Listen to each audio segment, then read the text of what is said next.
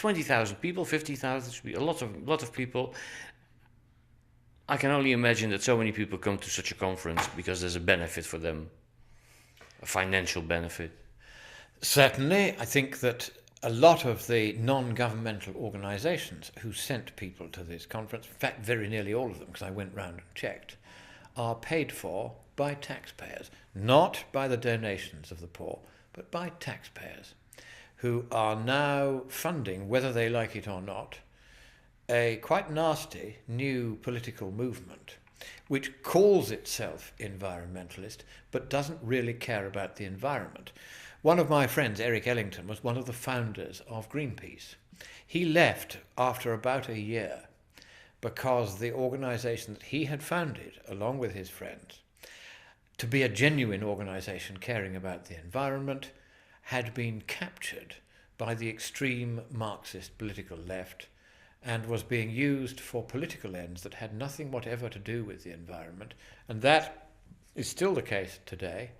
And they now have a fleet in Greenpeace, which is larger than the British Navy. That's how much money they have. Where do they get it from? Taxpayers. But there are others benefiting from this conference. There are, of course, the delegations from the nations who are here. They are paid for by taxpayers.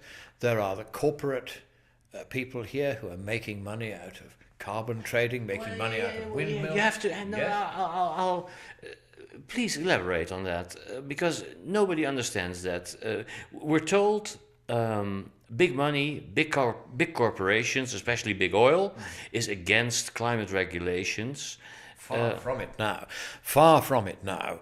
What has happened is that ExxonMobil, for instance, which used to fund organisations that said climate change is not happening, or if it is happening, it's happening naturally. Now, for many years, they have not done that because they can make more money by cozying up to governments that find it expedient for the time being, though not, I think, for much longer, to believe in this nonsense. And they're getting into carbon trading, they're getting into alternative energies, they're getting into subsidies of various kinds from national governments. They can make more money, always, by going along with whatever is fashionable in government at a given time than they can by standing by the truth.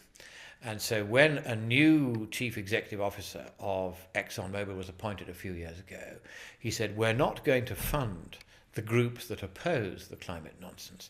Not because ExxonMobil thinks for a moment that humankind is affecting the climate in dangerous ways. Of course, it doesn't. But because they can make more money by pretending that that's what they do believe.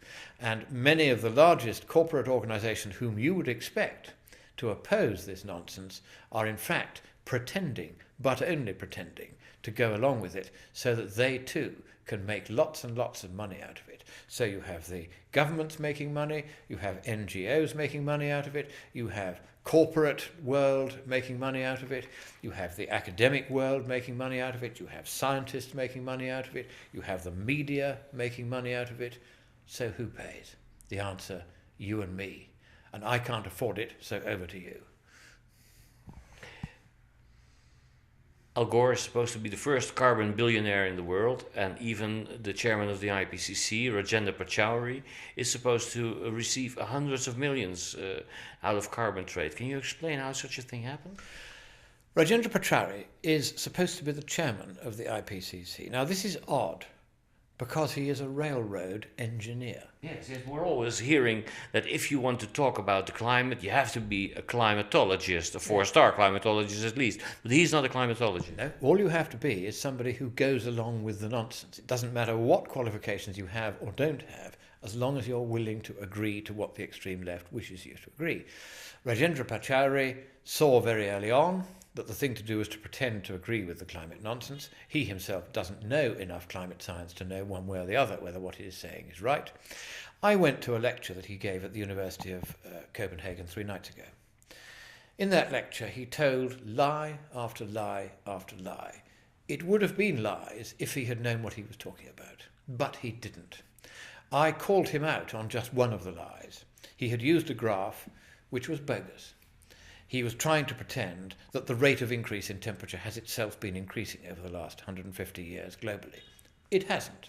The technique he was using to pretend that it had came from an IPCC document, but it was bogus. It was invented by one of the scientists in the ClimateGate emails. It was a bogus, fraudulent graph designed so that scientists could make money whipping up fears about climate change. So I confronted him with this, and I said, this is fraudulent. You ought not to use it. I explained why it was wrong. I gave him 48 hours to correct it, and I gave him a letter, 10 pages long, explaining in great detail, including an answer I'd got from the British government obtained from the IPCC about this graph, that it was wrong. I gave him 48 hours to reply. He didn't reply. I am now going to turn that letter over to the Indian police, and I am going to say that Rajendra Pachauri is a fraudster on one of the biggest scales I've ever seen in the world. Because while he has been chairman of the IPCC, he has also been chairman of the Tata Steel Industries Energy Research Institute, which employs 700 people worldwide.